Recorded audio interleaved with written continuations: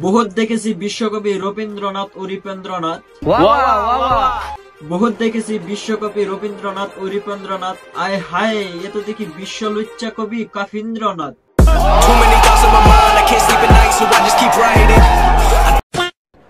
আচ্ছা, আমি নাকি অখাদ্য লেখালেখি, তবু আপনারা কেন আসছেন আমার স্টলে?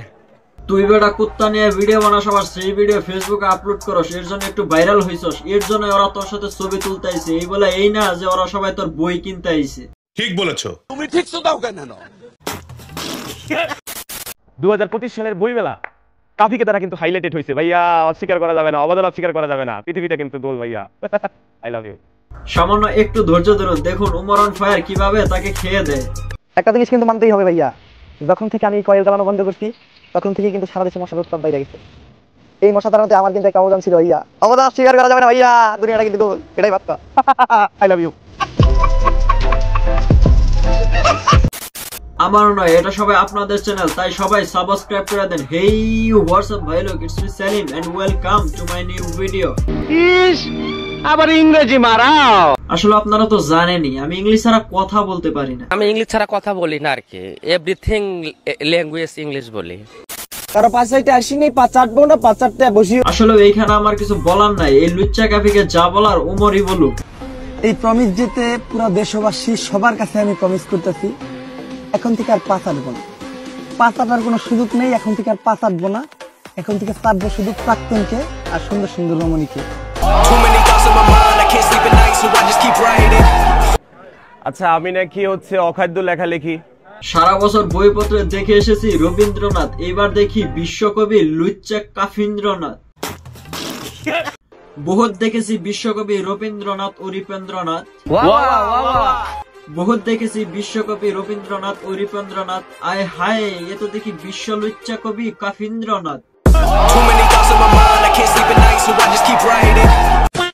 ভাইরে ভাই, হিরো আলম একজন গায়ক, জায়েদ খান একজন নায়ক, আর কাফি ভাইও একজন বই লেখক। হিরো আলম গায়ক, জায়েদ খান একজন নায়ক, তাহলে কাফি ভাই কেন কবি হতে পারবে না? কাফি ভাই তো তাদের থেকে কোনো অংশে পিছিয়ে নেই। ঠিক বলেছো তুমি, ঠিক দাও কেন? আমাকে নিয়ে সমালোচনা হচ্ছে, তাতেই আমার চলছে। ওকে, তুমি সমালোচনা করো, তাতেই আমার চলবে। তোর মতো লজ্জাহীনের কাছে সমালোচনা কিছুই না, কারণ তুই কুত্তার লগে থাকতে থাকতে, কুত্তার লগে ভিডিও বানাইতে বানাইতে নিজেই একটা কুত্তা হয়ে গেছো। আপনারা এই যে ফুল স্টল ভর্তি মানুষ আমাকে ভালোবাসেন, এই জন্যই তো আসছেন। শালা মূর্খ বলদ, মানুষ শুধু ভালোবাসার জন্য ভিড় জমায় না, মাঝে মাঝে মানুষ পাগল দেখার জন্য ভিড় জমায়। কেউ বাদ জানি এই লুচ্চা কাফিকে নিয়ে ভিডিও বানানোর দৌড়ে, তবে সবার থেকে ভালো লেগেছিল এসপি ক্রিয়েশন সিয়াম আহমেদের ভিডিওটা।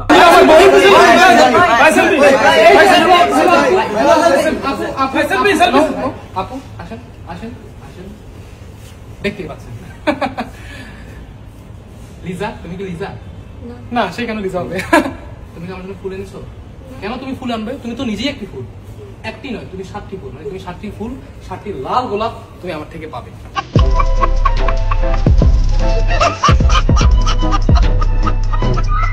সিয়াম আহমেদের ভিডিওটা তো খুবই ভালো লেগেছে, কিন্তু এর মধ্যে বাদ জানি আমাদের শামিম ব্রো।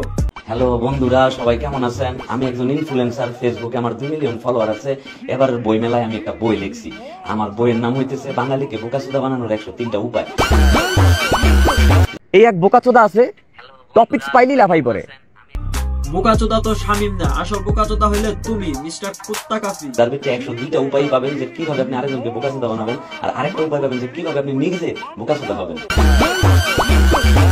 মানে ফিডব্যাক না দিলে হবে না, চুপ থাকার চেষ্টা করছিলাম। তোমার ফিডব্যাক তোমার পুটকি দিয়ে ঢুকিয়ে দেওয়া হবে। এর সাথে আমার ছবিও আছে, 24 সালে এর সাথে আমার ছবিও আছে, দেখবেন, না দেখলে তো বিশ্বাস করবেন না। এই যে দেখেন, এর সাথে আমার ছবিও আছে। আন্দোলনের সময় আমার মেসেজ দিয়ে বলছে যে তুই আমাদের কণ্ঠস্বর।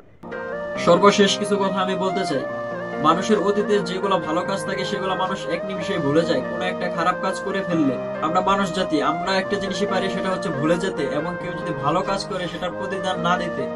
আমরা কাউকে পারি না তার সঠিক প্রতিদানটা দিতে। কাফি ভাই একটা সময় অনেক ভালো ভালো কাজ করেছে এবং জুলাইয়ে ছাত্রদের পাশে দাঁড়িয়েছিল এবং তিনি নিজে রাস্তায় নেমে এসেছেন। তার একটি ভুলকে কেন্দ্র করে আমরা তাকে নিয়ে সবাই এভাবে ট্রল করতে পারি না। আমাদের উচিত তাকে বোঝানো এবং তাকে শুধরে দেওয়া, কিন্তু আমরা তা না করে তাকে সবাই আমরা ট্রল করতেছি। তাহলে কাফি এবং আমাদের মাঝে আর কি পার্থক্য হলো? আশা করি কাফি ভাই এখন তার সবগুলো ভুল বুঝতে পারবে এবং সেই আগের রূপে ফিরে আসবে। আমরা সবাই আগের কাফি ভাইকে ভালোবাসি, যে হক হালালে রিয়েল অথেন্টিক কথা বলতো সেই কাফি ভাইকে আমরা ভালোবাসি। তো আশা করবো কাফি ভাই আবার সেই আগের অবস্থানে ফিরে আসবে এবং আমরা সেই আগের কাফি ভাইকে ফিরে পাবো।